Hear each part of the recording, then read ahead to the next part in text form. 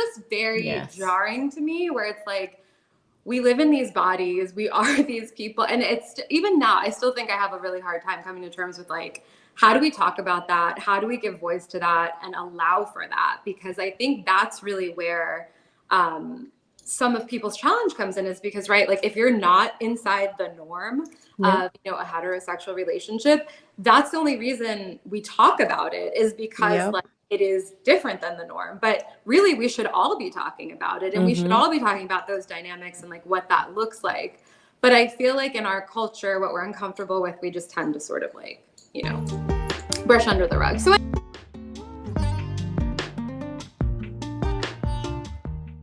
But we all met, well, the Bushra, myself, Tazeen, we met during the age of, what is it, like online early community building days. It was kind of like the Friendster days. So this was pre-Facebook. Yeah. And one of our friends, now we all know him, one of our friends, Junaid, had created a page called Bangladeshis Represent, I think was the name of the, not paid, chat room maybe is what it was.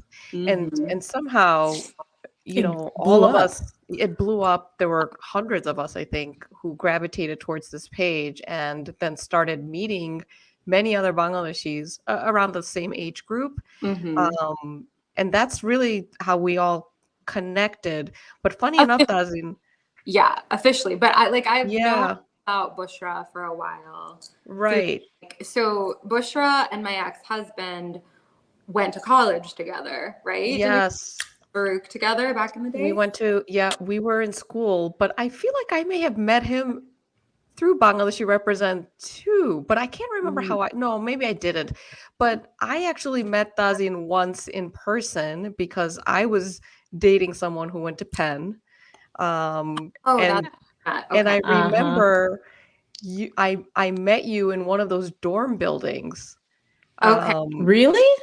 Because she was friends with his ex-girlfriend. Very juicy, guys. Very juicy. And I remember like you guys were, I think, like going into the building and I was waiting to like get checked in because I didn't go to Penn. But yeah, so I remember been clearly, everywhere. She knows everybody. Girl. And I remember being like, oh, that's Tazeen. Like I remember that very clearly. And then after that I hadn't seen you. And then we kind of, you know, saw each other in this chat room. But yeah, I know. I have all kinds of stories, random stories. There's so many connections. I'm actually shocked I have no connection to Maya, like, whatsoever. I guarantee you we will uncover something. Yeah. Maybe. It's there. Yeah. Well, now it's through us. Yeah. Now it's through you guys. Yeah. Exactly. Yeah. And it's so many people in that group that I'm still like in touch with and like loosely in some way. Yeah, it definitely was a great way to meet all kinds of people across it. And many, it's like, oh yeah, we went to school together in Dhaka, or like the English medium crew. Right. And it was a good mix. Right. I was going to say, there's not that many groups like that. I feel like it's very separate of sort of those of us who like are, you know, parents were immigrants and we grew up here, versus a lot of more like of, you know, a lot of you guys who grew up overseas and then moved here later. Like there's not like a lot of, you know, cross kind of collaboration there. So yeah. Yeah.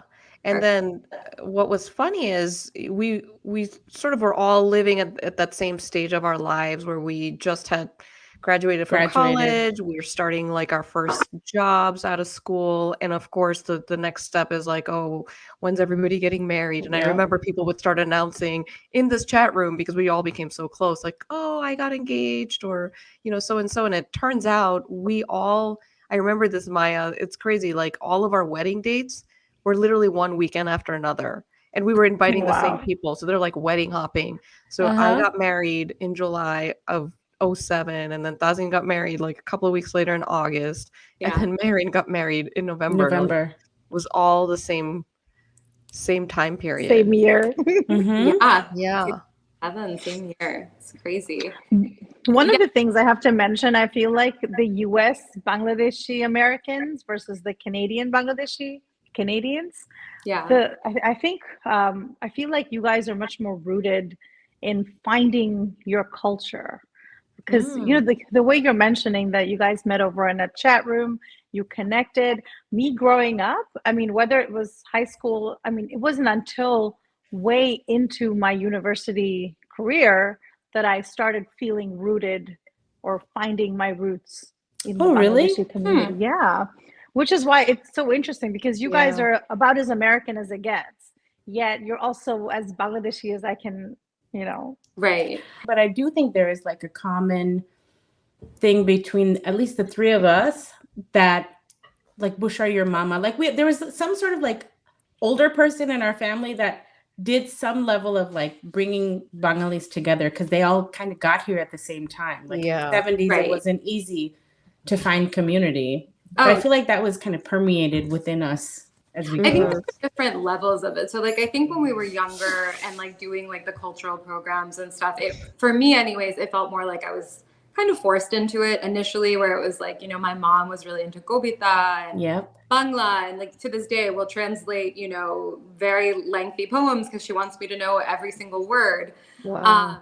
But I think there was like this like evolution over time of like making it your own and really enjoying it. I spent time in Bangladesh like learning Rabindra Sangeet, learning like folk music, and that I think was as I got older. And then in college too, it was just different. You know, when you grow up in these communities, like a lot of us did, that were largely white, suburban communities, it was just kind of this, for me, it was less about being Bangladeshi and more like just getting to be around other South Asian people. Yep. And in a time in history when, you know, we weren't seeing that represented a lot. We weren't feeling kind of, I know there's sort of a displacement, and it was sort of this rooting thing that happened later, I think similar to what you're talking about, Maya. Yeah. It was a bit eye-opening for me to meet people who had similar experiences as I did growing up. Like I did not, I guess to your point, like I did not grow up with that at And I all. feel like we craved that, right? I mean, and it's normal to gravitate towards people who have similar backgrounds, experiences, because then you can share those and, you know, either commiserate or laugh about it or Yeah. whatever it is. And I think that's why even when we talk about a lot of our cultural nuances, it's just funny for us because it's an observation of like, oh, wait, you grew up that way too? So did Yeah. I. And then a lot of times you notice that people of color gravitate towards each other, you know, across the races because again, like those immigrant stories are very similar. The Yep. family values are very similar. So then we all gravitate towards each other. But yeah, I mean, there's definitely, and I think that's part of the reason we love having these conversations because we also identified we don't see as many Bangladeshis talking about Bangladeshi culture. Like people are very familiar with Indian Yep. cuisine, culture, Bollywood, all of that. But there are other South Asian countries where you don't see it as much, or at least we haven't. So it's fun to be able to share our perspective as well. And represent our generation, I think. That's Yeah. the other thing. Yes. It's like we That's a are, big one. yeah, like living and growing up here with the hyphen, right? Bangladeshi American is so different from our parents or those who are just immigrating now. And so there, I think there's also some strong level of community we should continue to build Yeah. because our generation is not represented anywhere. Yeah. That's true. Which is why we were really excited to have Tazeen. Because Yeah. I think you also, I think as we were saying earlier, she's got like, we all have so many layers, but there's a lot of what Tazeen's experiences, your identities, your stories, like all of the things that kind of we talk about, I haven't heard talked about in our community. Yeah. And so that's why we want to just kind of start there. Yeah. So Tazin, we left off at we all got married in 07. And then we kind of all sort of, you know, moved on with our lives. Like I was in Chicago, Marion, you moved to Milan Yep. shortly thereafter. So like so then what happened? What was the timeline after that? Well, I think even leading up to that, for me, it was like I was very focused on this like checklist. I was kind of like, you know, go to a good school, check, get a well-paying job, check, buy a house, find a husband, 2.5 kids. Like I was just kind of on this like path, right? Yeah. And it's funny because sometimes it's not even like my parents never said that to me, right? Like I sort of put that on myself in a weird way. But I was very focused on that. And so I think that was really what drove me to want to get married. especially like coming from divorce, my parents are also divorced. I was just very set on like wanting to have a very steady base for my own life. And so that was really kind of where I was. I wasn't thinking, you know, when you're in your young 20s, I was like 23 going on 24. It was just so early. Wow. When Yeah. you got married? Oh yeah. Yeah. Yeah. I was not, yeah. I just, you know yourself, at least for me at that time, I knew myself so little. And so, yeah, so I kind of just threw myself into it, you know, really just hoping for the best. And I don't know, I think my story is like not that different than a lot of people, where I just kind of slowly came to the realization. It took me a while, honestly, as I was approaching 30. There's kind of this time, I think, for women when you're in your late 20s, early 30s, where I don't know, you just start to really come into yourself like in a deeper way. And instead of really looking around and being like, you know, my job or whatever, my house isn't good enough. And it had nothing really to do with resources. It was really just about kind of what was like going on inside of me. And I was like, I feel just dead inside. I don't feel alive. I don't feel like what I think a 30-year-old is supposed to feel like. And a lot of that, you know, I think it's not even the fault of the relationship or the marriage. I think I came into that not knowing myself. I came into that not knowing what I needed and like what my communication style was. Like, I didn't realize that the way I grew up with like very open communication, you know, we kind of talked about everything. My mom and I, after my dad left, like we literally discussed everything, right? She and I were a family unit.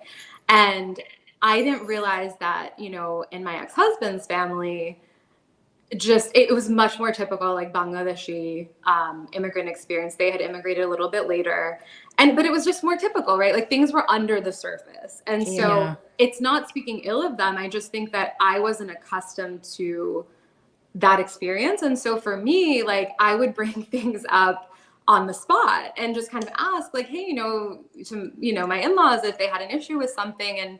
And for me, it was very jarring of just like, it would be under the surface until it would sort of explode. And I wasn't used to that. So yeah, again, I think as long as, you know, I just didn't really know myself. I didn't know what I was looking for.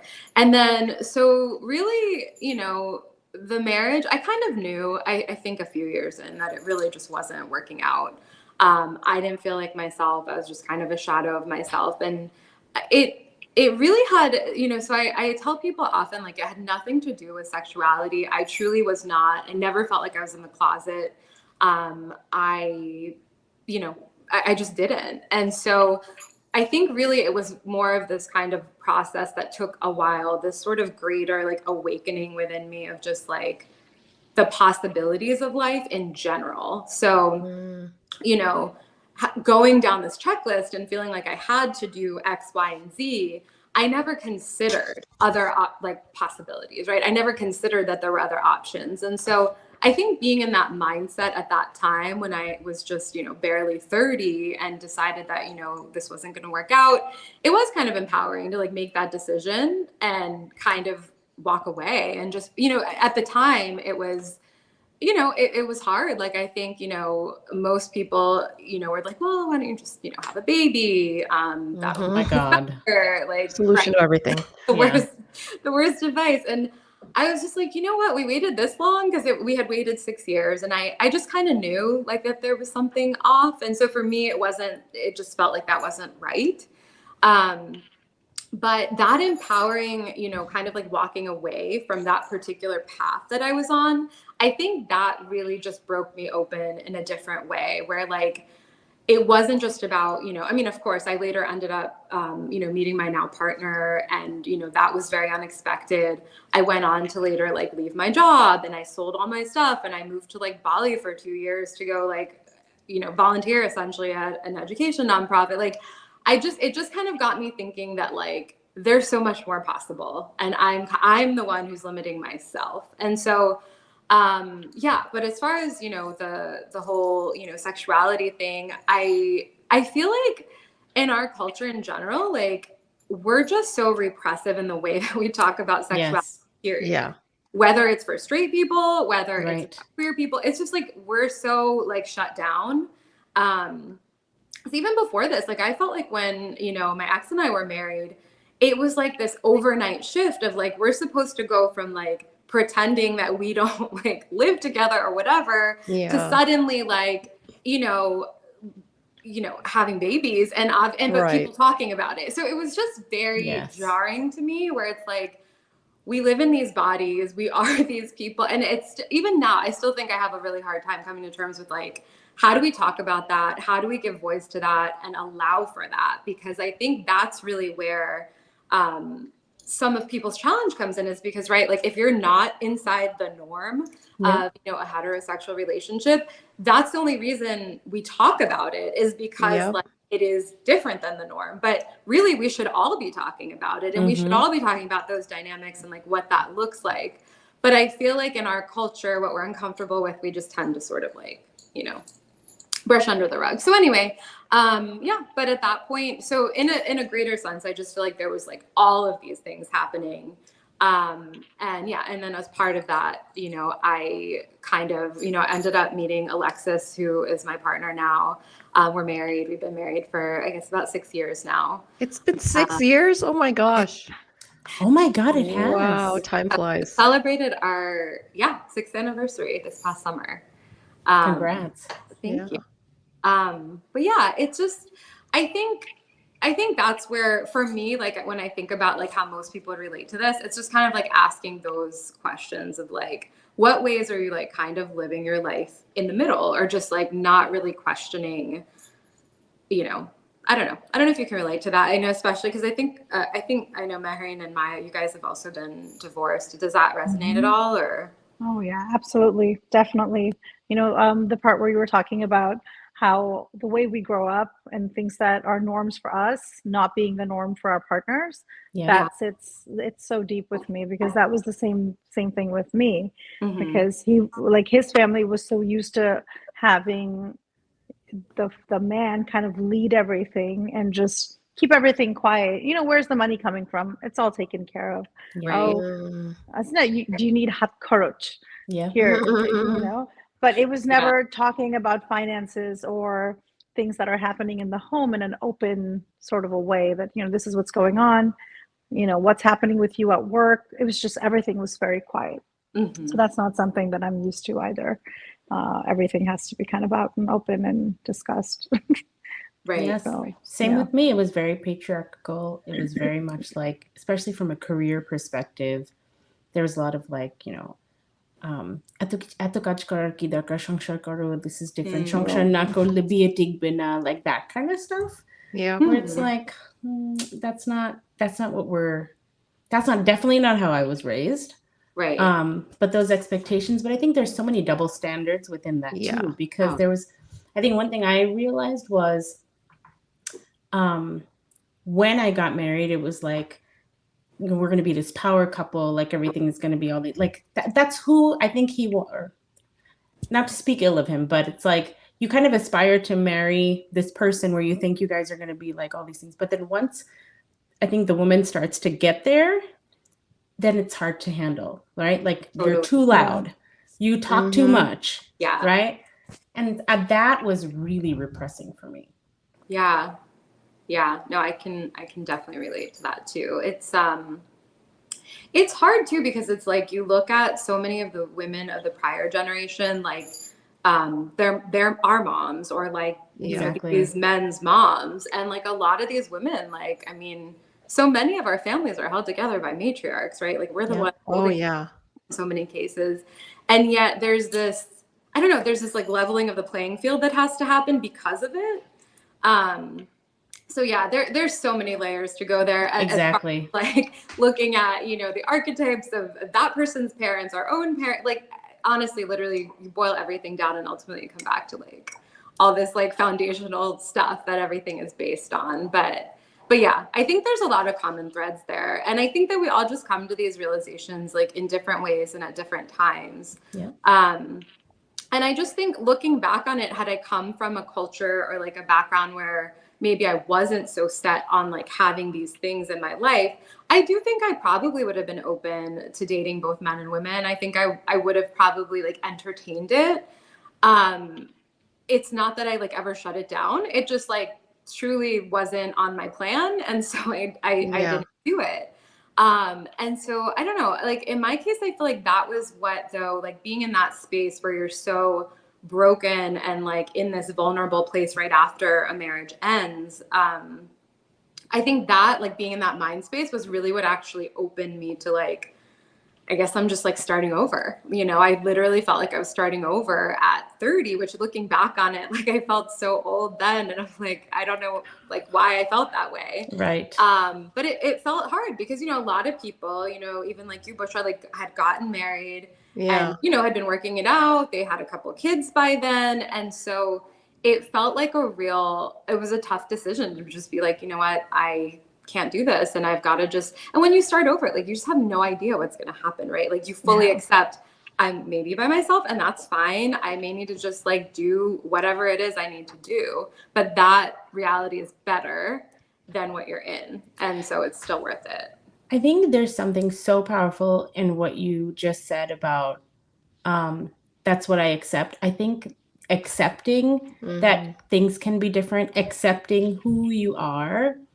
I think a lot of what we go through or knowing that we have to go through these checklists or whatever the expectations are kind of starts with like, I don't know if it's a denial of who I am or who I think I'm supposed to be or who we're supposed to be, but the acceptance of like, I can be anyone, like kind of starting from your point, starting from scratch and just letting things kind of happen the way they did. Like you moved to Bali, like you did all these things. I personally can't think of like, it would be a lot of work for me to step out of those boxes and actually give myself permission to do that. That's not easy. Part of it is the way we're raised, right? We're always compared to others, whether it's, you know, your parents, friends, kids, your family members. So we're always raised to think, okay, this is a checklist because so-and-so did the same thing. Like you were saying, well, I saw someone my same age married with children and here I am now divorced and starting new. And so there's all this pressure. And then there's added pressure from your parents and your, you know, all your relatives of like, Allah তুমি এখন কি করবা তোমার অনেক বয়স হয়ে গেছে বাচ্চা নিবা না like all this bullshit. Like there's a reason you thought you were old at 30 because we were raised to believe by 30 your kid is in over 6th grade or some shit, right? Like so I think that's been a very it's sort of like our generation is changing that narrative a little bit and hopefully the next one will change it entirely with this expectation that at a certain age you have to be at this point in your life doing X, Y, and Z. You have to be in a relationship or you have to be married. Like we need to normalize that it's okay not to do any of those things. It's okay to literally be single and living your best life, but not exactly. So but I do have to add in there, if somebody does want the family and the kids and the 2.5, all of that, that's also something I feel like that needs to be discussed and planned out earlier in life. Because for myself, for example, I got divorced. I got married the second time when I was turning about 27, right? And family planning for me then, especially having my second kid at 36, I mean, I had a whole host of health issues and a lot of, I mean, I was basically a geriatric pregnant person because I wanted this for my family. I wanted this for myself, but I hadn't planned. I mean, of course, life never works out that way anyways, right? But at the same time, I feel like if I had known a lot of things about my body and, you know, going back to not talking about these things, about, you know, your physical health and your sexual health and things like that, I didn't know where I was going. And I didn't know that my health was going to go in the direction that it did. So it all depends on what you want and figuring that out kind of step of the way and just titrating your life around that. And it should be your decision though, right? I think the problem is it's not a pressure. It feels like it isn't, and that we're just following this map that somebody laid out 5,000 years ago and we're never changing it. So that's, it's hard. So Tazin, like, how did you, I guess, like, how did your mom react to one, your divorce, and then sort of moving on to a very different lifestyle? And of course, along with that comes a community. Sometimes I feel like the parents are fine, they're supportive, and then they're getting all this pressure from everybody else, like, "Moshide manush ki bolbe," and this and that, and you're like, oh my God, you know? Yeah. Um, yeah, so when I first started dating Alexis, actually the first two people I told was my mom and then my ex, because we all lived in the same city. I mean, not my mom, but my ex and I don't know, it was important to me for like everyone to know that this wasn't like a moment of me like waiting to come out of the closet. Like it was just, I wanted it to be known that this was a completely organic thing, that it was like unexpected. And so thankfully, it went over well with him. And I don't know, with my mom, I think at first, just like a lot of my friends, I think they're just protective, and they're just sort of like, you're going through a really emotional time. Make sure that you're, thinking clearly, that you're, and I think that was her initial reaction. But like, I will say, like, I am super blessed. My mom is just really, truly, sometimes doesn't feel like she's from this world. Like she just has a wisdom and a zen and a knowledge. And so she came around pretty quickly. I think she met Alexis soon after, like she was in town. And I, even from the beginning, she was just like, you just seem like more yourself. Like you just seem more happy. And she's like, at the end of the day, as a parent, like all I want is for you to be happy. And, whether I understand it or don't, it doesn't really matter. But I think that was her initial thing of like, whether I understand it or don't. And then over time, I really do think it takes years to like fully unpack these things, right? I mean, for a while, I think she was, just telling everyone, well, my daughter's gay. And I was like, no, that's not exactly like, to me, that's not the experience of what I feel that I'm going through. But I get why to my mom at first, it was like a 0 or a 1, right? It's like, well, you're either gay or you're straight, because, you're married to a man and now, you're with a woman. And I think that nuance probably took longer to explain the fact that like I fell in love, that person happened to be a woman. And, I could have fallen in love with a man. And so I think that nuance seemed to really be difficult for like, not just my mom, but like my extended family to also kind of understand that.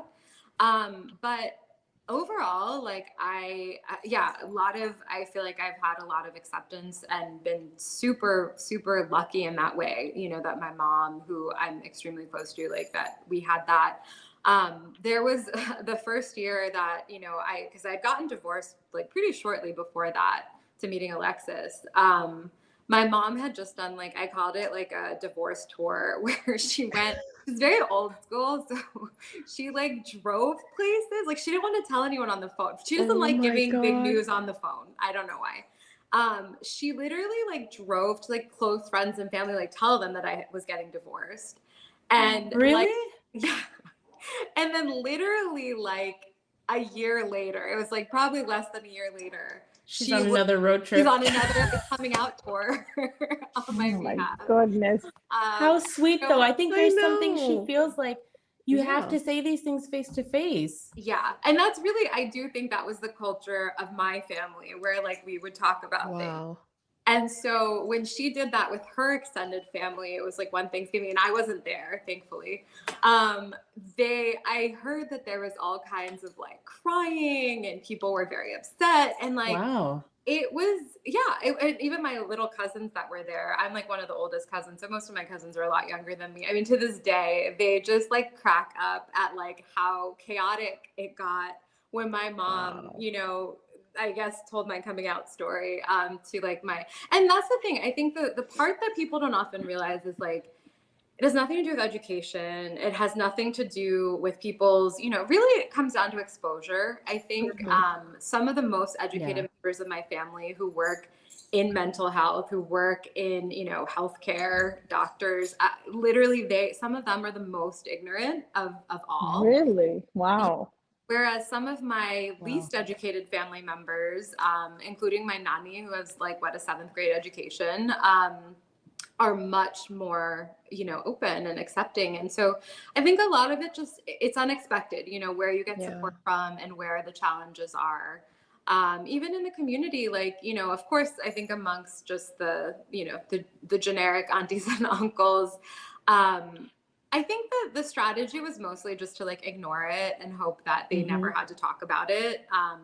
That's been a little tough, I think, for my mom, who's like super connected with everyone and just people not really wanting, like hoping that the topic of like the zine doesn't come up. But yeah, I mean, I try really like with my family gatherings, like I have a lot of family that live here in Austin. I bring Alexis to everything. I try. Obviously, sometimes it's boring, just the amount of Bangla being spoken. She's literally the biggest person in the room pretty much everywhere.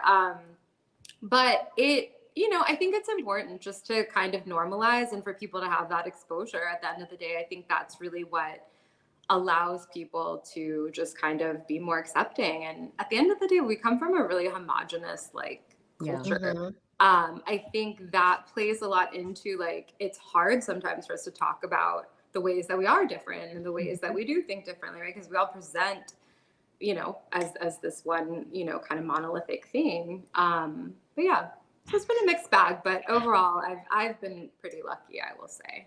I mean, and do you think, this is something, it's not just in our culture. Many cultures have a hard time too. I think you bring up a good point about being exposed is such a key piece of this. How do you think, what's, Alexa's side of the story too? Because she's also from a different culture. Is it a similar experience for them as well in terms of how, they react to something like this or? Yeah, I mean, I think most cultures, Alexis's family is West Indian, so her dad's family is from Jamaica and mom is from Barbados. That's a particularly tough part of the world to be gay in.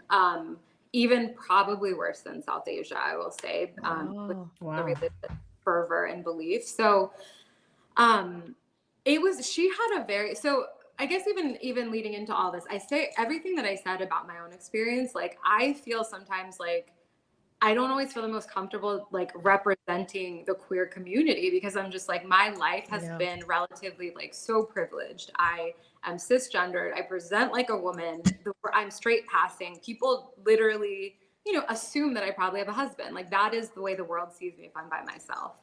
Socioeconomically, all these things. I think that Alexis' experience is a little bit more indicative of just kind of the the spectrum of ways that you can experience this. So her family is very, very religious, like born again Christians, like fundamentalist Christian. They were in church 3 days a week. And yeah, I mean, in her case, like she really struggled in the beginning with just kind of, what that felt like of feeling different and knowing that you were different and being told that, that was evil and that you would literally be burning in hell for that. So I think those things have taken, they still take time, right? They stay with us, those kinds of traumas, definitely. And again, in her case, like she came out of the closet when she was much younger. I mean, she was, still in high school, but I think that is probably more indicative of a lot of people in the community. That's, in part, like, that's why I feel sort of like I didn't have to go through any of that. It wasn't, it wasn't necessarily that way. And a lot of, younger Bangladeshi Americans that are questioning, that are kind of coming up, I mean, in speaking to a lot of them, I feel like it's hard. I mean, a lot of the, people, especially who've immigrated more recently, even highly educated people, like I said, people are theoretically very accepting. When it's your own child, people's tune changes quite a bit, right? And so I think that so many people, like extended family, younger kids, like it's been cool. Like I think just putting myself out there, letting people know. I'm not even letting people know, but just like literally posting about my own life. I feel like people feel is brave, and I'm just like, this is just like me. But I think it's so important, right? I mean, connection, just people just feeling seen and feeling like there's something reflected of them. I've had so many younger South Asians reach out just thanking me for just being some kind of representation out there. And so, yeah, I think we need more of that. I feel like a lot of this stuff, you know, like we know of somebody and like, Yeah. Exactly. they're not out or they're not, you know, feeling comfortable. And for me, and that's just where I am because of my own privilege and other things that I can do that. I don't think that's right for everybody. But I try like, you know, I don't try to shy away from like our community stuff as much as possible, but at the same token, like can be super uncomfortable too, right? Like, Yeah. I mean, you know, I think we went to like a baby shower the one time and it was all, you know, like Bangladeshi aunties and stuff. And I was trying to tell the woman because she kept asking me like what my husband did. And I was like, it was such a bizarre question. And I was like, I don't have a husband. It's actually not. I just It's always got the chills. It's Jamai just- ki kore? Jamai ki kore? Jamai That's not a bizarre question in our community, unfortunately. Yeah. I know. And so I was trying to explain with Alexis right next to me. I was like, She was Yeah. right next to you? yes, she was sitting right next to me. Was she And- asking you this in English or Bangla? Well, Jamai ki kore was the question. And then I answered in English and I said, I said, I think I said Amar Jamai nai or something like that. Yep. And then I said in English, I was like, this is my partner, Alexis.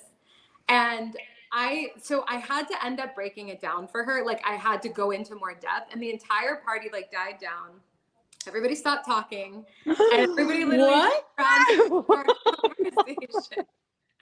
It was pretty awful. But Oh she my just, God. and then she started apologizing. Like, but I was like, why are Oh. you like it was just Yeah. it was very awkward. But these things happen, right? I mean, this is our Yeah, community.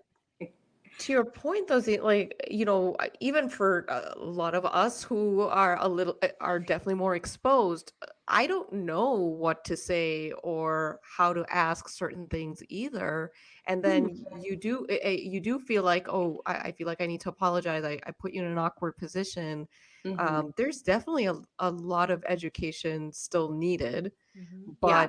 you know, there's also another group who's like, absolutely not. Do not talk about any of this stuff because if you do, then you're brainwashing people Exactly. and the Like kids. it's a really hush hush thing. Like I know Yeah. people who know people of the community and like if kids are around, they're like, Right. and it's like, why are you whispering? Like kids are in Yeah. school.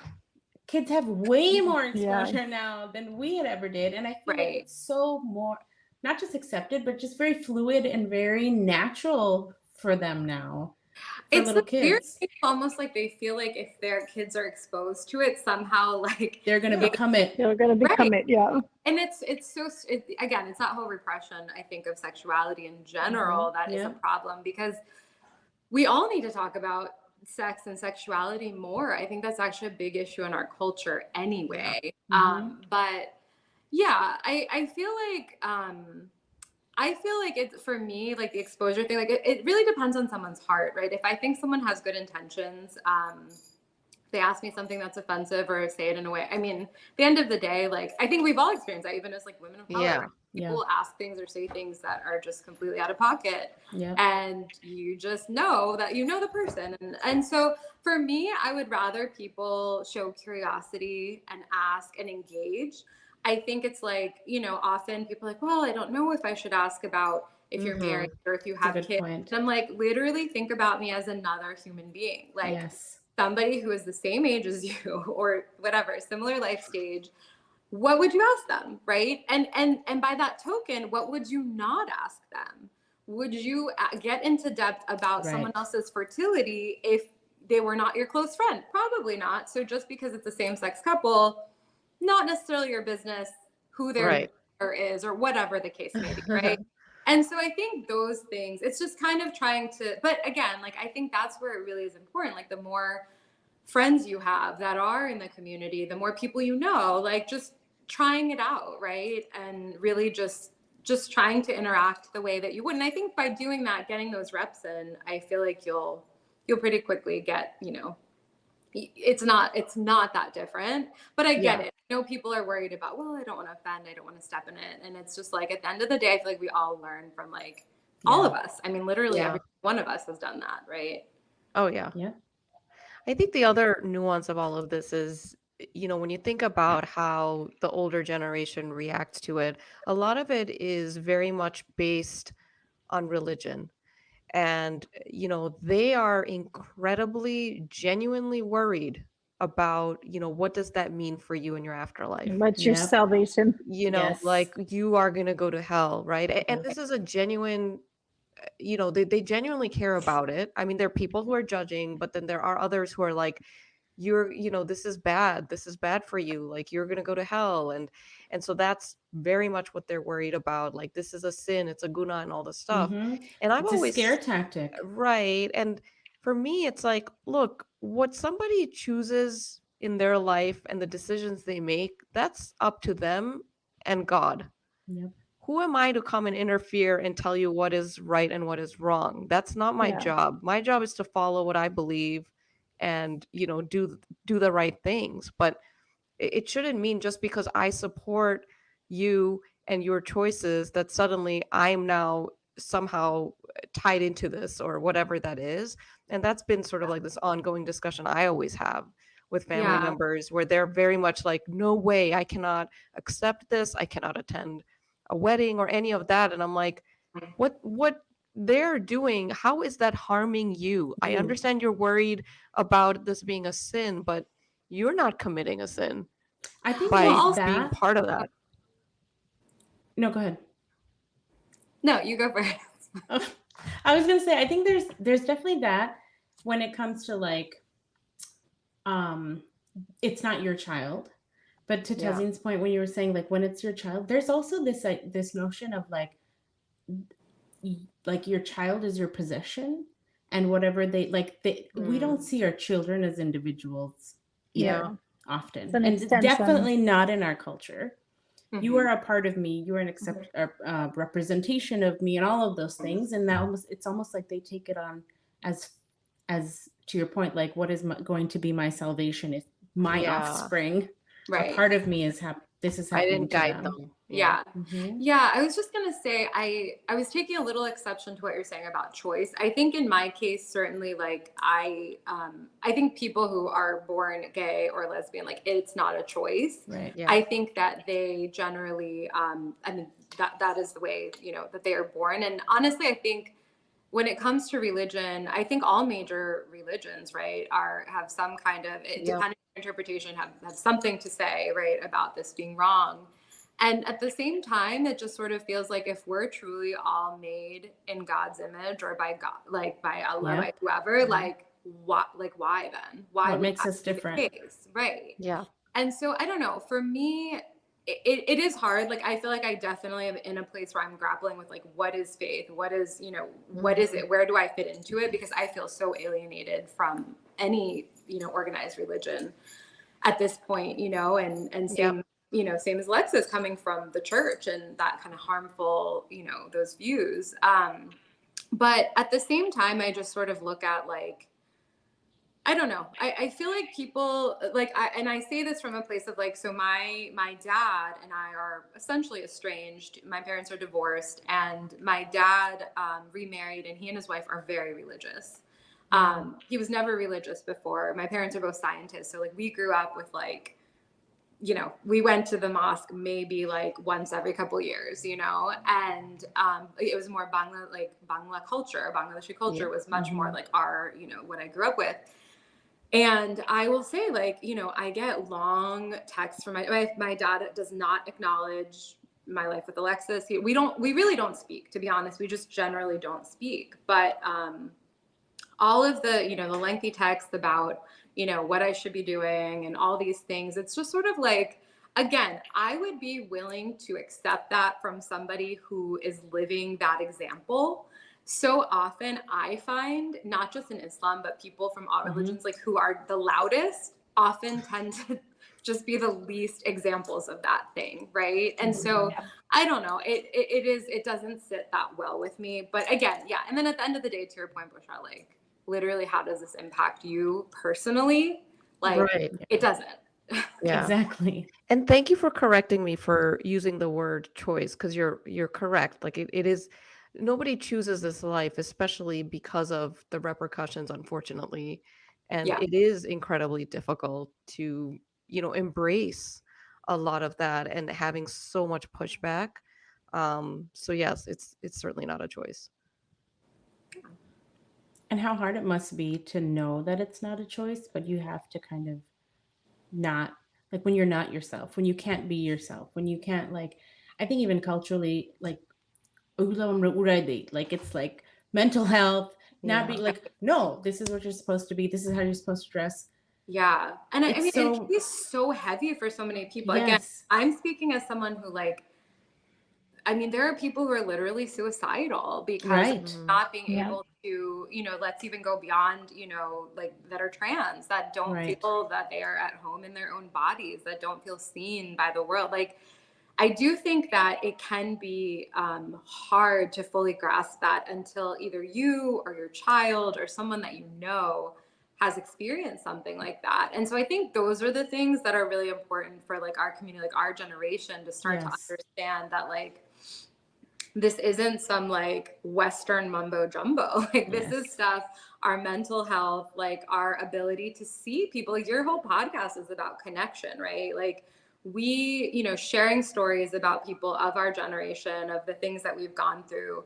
For me, I just, that's really what I want the most, is like for other queer Bangladeshi Americans to be like, hey, like there are some other people out here like us. And like, to have some level of visibility, because we do have that privilege here. Like, I will say, yeah, like, having gone to Bangladesh, my family, so I've listened to y'all's podcast. So my family is from a completely different socioeconomic stratosphere in Bangladesh, very middle class, not the whole tri-state area, subculture, right? Although I have a lot of friends who are from that. So I've lived in both worlds for Yeah. sure. And it's so interesting because I met a bunch of queer Bangladeshis while I was visiting. I was there right when the pandemic started, actually. And it's just a totally different way of being, right? Because of safety issues, because of the way right, things are. And Yeah. these people who are protected by their wealth, they're protected by their family name. yes, And yet it's still so under the radar yeah, of what's happening. And I found myself like having a hard time having conversations about it, because I'm just like, am I just not supposed to bring up the elephant in the living room, like that this is how we are connected in some way, right? And I later just was kind of like, yeah, I can't bring my US standards to this context, right? Even though I know that this person is queer or LGBT in some way. It's not necessarily a safe venue to discuss that. And it's sad. I would love to take Alexis to Bangladesh, but I think it's incredibly like dangerous. I mean, Yeah. I don't know that I would yet, or I would have to have certain safeguards in place in order to do that, right? So I do think, again, there's so many different variables of like, even when we're talking about like our experience here, we're so lucky Yeah. in so many ways. oh, We maybe are. I didn't catch what you said, but is it in Bangladesh, were you in like, was it a venue of just random like people meeting up, and it was like, or was it like the community coming together and you still couldn't talk It was a about bigger it? party, but at that party, I had been introduced to a few queer people who I knew were queer. Oh, okay, It wasn't a solely queer party. And they do. I mean, they have their own gatherings as well, but it was just in the larger context of Got like it. a bigger social gathering, right? And so as I was talking to some of these people, I was just finding it like they weren't either picking up what I was putting down, or it was just, I was maybe totally outside the social norms of even bringing that topic up in some even coded way, right? Wow. Yeah. And so I just realized that, yeah, it's just a completely different experience, right? Just like you guys talk about, even in general, like the whole, subculture of like Gulshan, of all of it. It's just, Yeah. let alone any like completely middle class existence there. I mean, that's just, a whole different situation. So yeah. So what you're saying about the Gulshan, or just even like the Dhaka Yeah. culture, especially being someone who's LGBT, I have a friend who was telling me, and he's I would say queer. I don't know. I know we need to But learn the terms. That was one I of my know. questions. Okay. Yeah. So he was mentioning that there were incidences where he would go on those the apps where you meet people, Mm-hmm. and it would be like dads of his friends Oh that yeah. would show up. Wow. Yeah. Wow. And so, and it's just, and it's the same people who would probably never acknowledge, Right. their existence or their sexuality, are the same people who are on these apps Right. looking for partners. Yeah. So like I can't even imagine how that would be. Right, because then people in our community are like, "Oh, there's no gay people in our community. Yeah. We just don't have. We just happen to be one of those populations that don't have any gay." And it's like, no, people are, because of the repression, because we are. It is so stigmatized. I do think that keeps people in the closet, and especially think about our parents' generation. I mean, I can't Mhm. imagine what that would have been like. But yeah, these things were of course happening, and then you think about so many of the environments in Bangladesh, like it is boys together, girls together, Yeah. right? So there are Yeah. opportunities. Again, if you're gay, you are gay. It's not that you become that way, obviously, but like, there's just more opportunities as opposed to like boys and girls. It's much more like, discouraged when you're younger, right? But yeah, I don't think that's a surprise at all. I just think that it's sad because on the surface, those are the same people. Oftentimes, people who are the most repressed are the most hateful and Yeah. do Yeah. end up doing things that are actually very like damaging to other people in the community because of their own self-hatred, right? Yeah. Absolutely. This conversation reminded me, I started watching this show on Prime called Made in Heaven. Yeah. I think it's an Indian-based Mm-hmm. show, and they cover a lot of these types of topics, and Hmm. they cover a lot around LGBTQ community and the Yeah. challenges they have. And it was very eye-opening to see within our like South Asian culture that, they're becoming more brave in terms of having shows that really highlight those lifestyles and the challenges. Have you guys seen Made Oh in Heaven? yeah. Okay. Yeah. Yeah. Yeah. I've seen it. It's Um, yeah. I was going to mention the word queer. To me, Yes. for me, is an all-encompassing word. So, anything that is outside of the norm of whatever heteronormative standards, to me is queer. So, for instance, like I don't identify as a lesbian. I don't even really identify as bisexual. I feel that I could love different people, basically, right? And I guess that the closest to that is pansexual, is what's being used now. But in general, I don't love labels. I feel like the LGBTQ community also is very label oriented too, of like needing to fit in a box. And so I am like kind of turned off by that. So for me and for a lot of queer folks, like the word queer just refers to somebody outside of that heteronormative standard. But then there are people who are very specific about, what they identify Mm-hmm. as within that, breakdown. Yeah. I didn't know that. That's very helpful.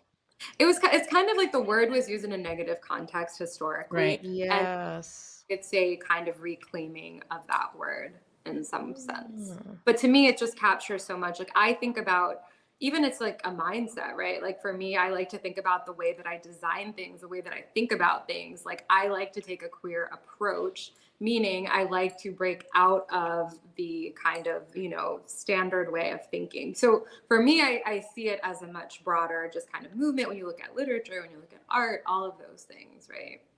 But in the context of sexuality, it is not, doesn't have a negative connotation and is the most broad word. But LGBTQ is obviously fine for, catch all. So you talked about your designing. I do want to touch on that as well because it's insane your talent that you have in Thank terms you. of like your vision and taste. So tell us a little bit about what you're working on now. Yeah. So I spent so many years doing like all of the stuff that I thought I should be doing, of, the management consulting, the project management, all the stuff. But I just always had some kind of like creative hustle going on the side, whether it was like renovating our house that we lived in, buying a rental property, and like figuring out like turning it into an Airbnb, like just things around real estate and around design. And so when we moved here to Austin, we finally were out of the East Coast and like these small little houses and apartments on the East Coast. And so we just had the space, and I think it was in the wake of the pandemic, and just like, just really reanalyzing like what's important and like who are we even like are we even alive, and I think that was kind of again another moment of sort of like reinvention. I think that's the general theme. Every couple of years it's like you need a reinvention. And so I was like, this is where my energy flows naturally. I could literally lose time at flea markets hunting for things, finding the needle in the haystack. I love that. And so I started a vintage furniture business here in Austin. It's a growing city, so there's definitely a lot of demand.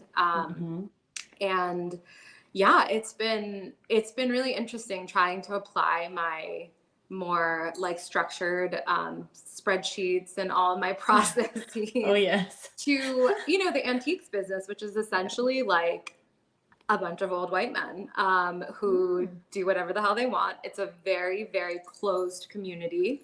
It's another whole subculture. I'll just leave it at that, but it's another whole subculture. So that's been interesting trying to break into that as like a young woman of color, as someone who's queer. I mean, I did a show here. Round Top, Texas is one of the largest antique shows in the country. It's twice a year. And I brought a couple of nudes, and they were both women of color. And most nudes are not people of color, right? Like most people who had money to be painted were white. And it was just fascinating. They did not sell. They didn't sell. But it was so important to me to have those pieces be a part of my like setup. And so I don't know, again, I view this as sort of just being there, being somewhere, being present, being that face. It just seems important. Like we're this kind of in between generation, right? Because I meet people who are like 5 years younger than us. They literally could give a shit that I'm queer. They're just like, who cares? Yeah. No way. Yeah. Right? Sorry, I don't think I'm supposed to curse. We curse. Have you met me? Oh, you do. Oh, okay. Have you met me? But yeah, it's just such a big difference. And so I feel like we're the kind of final holdout of this generational, and it's not just brown people, I will tell you, not just South Asian people. I mean, we go into Black spaces. Like we've been to a few Black spaces where we went to a party of a friend of mine from college. It was like, he was part of a fraternity, and it was like, just people there. I mean, we walked in and literally you could hear a pin drop. Like not a soul spoke to us other than the friend that invited us. So it's interesting. Like in brown and Black spaces, it's the most uncomfortable. But people who are our age and older, anyone who's literally a couple of years younger, it's just like they don't even look our way a second time. They're just like, oh, okay. So it is very interesting, I think, to just kind of note the differences. But I think it's important, for us to kind of like you guys having these conversations. Like someone has to start, right? Yeah. But thank you for being brave and so being cool. vulnerable, because not everyone is. People are still afraid to talk about these topics, and they're worried about like what are people gonna say, and and it takes a lot of courage to talk about these very taboo topics, knowing that there might be backlash, and and the fact that you're opening up to others and saying, hey, if you want to talk about it, like reach out to me, I've had this experience. That's really helpful, especially for the next generation who are probably going through a lot of these same thoughts where they're like, oh my god, I don't feel right, or I feel different and I can't talk about it with anyone. So I think it's great to have, representation, and so that they feel like they are in a safe space. Yeah, I think it's become so much more accepted for people to explore their sexuality along with everything else that we're telling people to explore and to be open to, and to experience your emotions and be in your body, right? Like these are not things we grew up doing. At least I wasn't taught to do that. And so, struggling through that now and into adulthood, I mean, I would hope that the next generation doesn't have to do that, and that they will see, even, the kids generation, like y'all's kids generation, like we'll see someone like me and be like, oh, like that's in the norm. And I think that's the part that I would say to the community is like, even if you don't have queer friends, like number one, I think try to get to know different people. Like that's important Yes. for all of us. And it's hard. I think as you get older, it is hard to try to make friends that look and feel different than you. I think there's so much richness in that. And in our community, we don't always do a good job of it, right? Yeah. But on top of that, I feel like it's these little moments that we all have an opportunity, right? Like you might hear an uncle or auntie speak sideways about somebody, maybe something the slightest bit disparaging about them potentially being gay, or, that they don't know, like me nakitile, whatever the case may Oh be. dear. I think that there's an opportunity in those small moments. And it's those moments when like none of us wants to say anything that I think are the real opportunity. Because I do think that that is what brings us all along and, forces the conversation. And it's uncomfortable for a minute. And then it's like, you know what?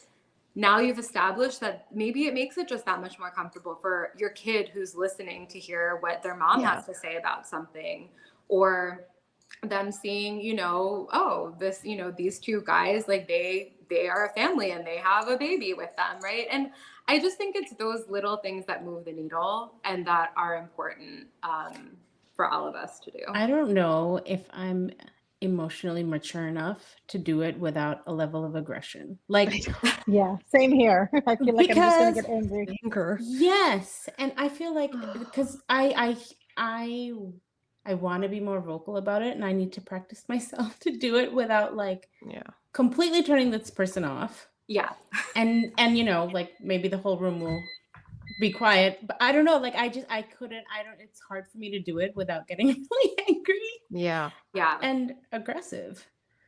But I think that's one side of it, but exactly to your point, like I feel like we hear it all the time in passing, what's on TV, or what your kid's coming home with a different story, or someone moving in next door. It happens all the time. And then it's like we're so much more aware, we are, at least we're more aware of that. From a race perspective, it's there. From there's again all the layers, right? So I just feel like the anger continues to build up in me because I'm like, God damn, like there's so much here. Maybe we the need to anger talk is about. needed sometimes. Maybe that's what's gonna push the needle, right? Maybe. Yeah. Yeah, you're totally right though about the racial part. I didn't even get into that, but my partner is obviously Black, and so that introduces another whole set of things. But again, something we don't do super well in our culture, right? Yep. Is talk about race in any kind of enlightened way. And again, like our kids are listening. I don't know, like it's just so out of sync with I think my own personal values, the things that I hear coming out of like some of my uncles and aunts and aunties' mouths, that I'm just like, at a certain point, I'm just kind of like, why bother? But I think it's important, right? Like to completely write off an entire race of people, or what, I don't know, whatever the things are that come up. Like it's concerning, but. I think I remember being in a room with somebody who was like, oh my God, like she was like, oh my God, your parents let you study like communications or advertising in school, which was just like, oh, like how far we've come from those conversations of like, you're not a doctor, to, oh my God, you decided not to go to college, to, oh my God. Yeah. You like talk about where we are. I guess we have progressed in some sense, right? Well, yeah, I don't know if I meant that in a positive way or a negative way, but it was just like, that's kind of where it started. But if we were to take the same sentiment of like, yes, I didn't. Yes, I didn't do that. And just look at it from a human perspective on maybe going back to Bushra's choice. From a lot of it, Bushra's point about choices, a lot of it is about choice, but it's also a lot of just accepting who we are. Yeah. And like, fuck you if you don't accept me for who I am. But I feel like for our community, it's a long time coming. It's, unfortunately. I always struggled with, people always say like, just don't argue with the elders, just ignore or walk away. And I have an incredibly difficult time doing that. But again, it's ingrained in us that like, you don't argue with your elders, whatever they say is right. And that's it. Right. And so I think that's where it becomes so much easier to just ignore and just say, I'm not going to correct this person, because it's just going to blow out of proportion, and then I'm going to get a phone call from my mom, and it's just going to get worse. I'm pretty sure I'll get phone calls after this episode, but so oh I think, well. and so Yeah. that's why it is, again, courage is a very big thing. To be able to do these things, you have to be brave, and not everybody's able to do that. It's very difficult. So And as allies of any community, right? Yeah. Whatever it is, I think as Absolutely. allies, we play a big role. yeah, And I think when you think about our history, right? I mean, Bangladesh is so young. Yeah. Our parents literally lived through an independence struggle. Like, to me, this is an extension of that. Like, what is our revolution? Like, what is our fight for? And it's like, we need to figure out who our truest selves are. Like, that is literally what we were put here to do. And I think we do stand on the shoulders of our parents. Like, my mom wanted to study Bangla literature, but she had to study chemistry because that's what would get her here, right? Yeah. And for me, like, the beneficiary of that, I'm like, guess what? I get to go open my own business and like do the things that I want to do. And by that same token, like, get to explore who I am. And I think sexuality is part of that. And again, I urge everybody, whether you are queer or not, or we all fall somewhere on the spectrum, like, we all need to explore who that is in us. We have this one life to live. We have this one flesh suit that is going to give out at some point. And that's, that's a big part of it. It's just connection, right? At the end of the day. So yeah. YOLO, baby. YOLO. Love Wow, I think we have a lot.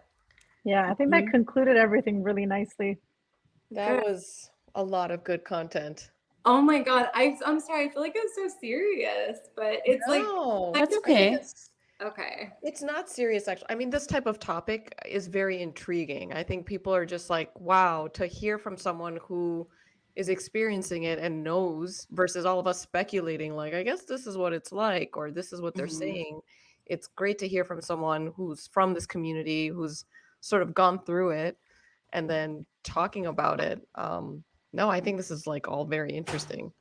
Yeah, I think we'll see a lot of people in this next generation coming up. I feel like there will be a lot more voices. I mean, there has to be, right? Like, there's just more of us. I think, it's becoming less stigmatized, but but it's very interesting in Bangladesh. I feel like it's a completely different animal there. And just like in general, like so many things in society in Bangladesh are so under the surface, right? Like, we're much more open with certain things, but I do feel like there's just so many layers of what goes on there. But yeah, next time I go, I would like to explore that a little bit more and get more plugged in with, with the community in Bangladesh. I think that will be interesting for sure. Yeah. There's definitely a really rich community there. That's what I was going to ask, is that has definitely evolved. I mean, it seems like there's quite a community for sure. I think it's largely men, though. Like, from everyone that I met were men. I would, again, but I mean, that's the norm, right? I feel like women in general, even here, I feel like in, the community, men are the loudest voices for sure. But yeah, I mean, I would love to meet, and people with lower resources. I mean, I feel like, again, I feel like people with money are sort of isolated from a lot of the challenges, right? But it would be interesting to know, especially in light of all the attacks and things that happen there. Oh my God, right. But it's scary. I mean, it's scary to want to go poke the bear and go over there and like try to figure this stuff out. So I've just tried to keep a low profile if I ever go there. But we'll see. Maybe in the years to come, it'll get a little better. I hope so. Yeah, I think so. And to what you were saying, it is true. I think anybody who I know that's openly expressing their sexuality are all men. The girls that I know are just, we know what's going on, but nobody's ever talking about it. And I know some high profile females as well who are exploring their sexuality as we speak. But you'd never know.